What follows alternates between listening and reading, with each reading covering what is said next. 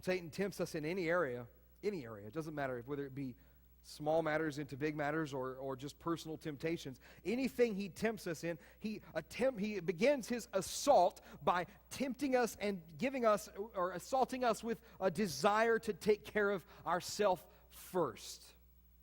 Any time you have felt tempted by him, tempted in general, temptation comes from Satan, your sinful nature reacts to it, but anytime he has brought temptation to you, he has begun his attack by assaulting your desire to take care of self first. He's not creative, he's not original, he takes the same pattern every time, and we've seen it from the beginning.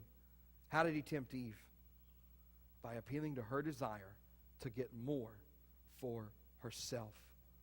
He deceived her into thinking that God was withholding something from her that she needed, that he was denying her some enjoyment in life, and so she took that fatal bite. Likewise, we've been discussing at length Christian liberty here the last several weeks. Satan dangles our Christian liberty in front of us and tempts us to abuse God's grace and the freedom that Christ has purchased for us. But we know grace is not a license to sin. Just because we can do something doesn't necessarily mean that we should do something. And that'll preach outside of even this. And on the flip side of that, Satan dangles our Christian duty before us, tempting us to ignore grace and pursue legalistic futility. Well, I'm supposed to do it, so I guess I'll just get about doing it, and without ever being grateful to God and doing it from that heart of gratitude that we set forth in the beginning. So Paul takes issue with both of those behaviors. To call Christians to unity under the truth of the gospel.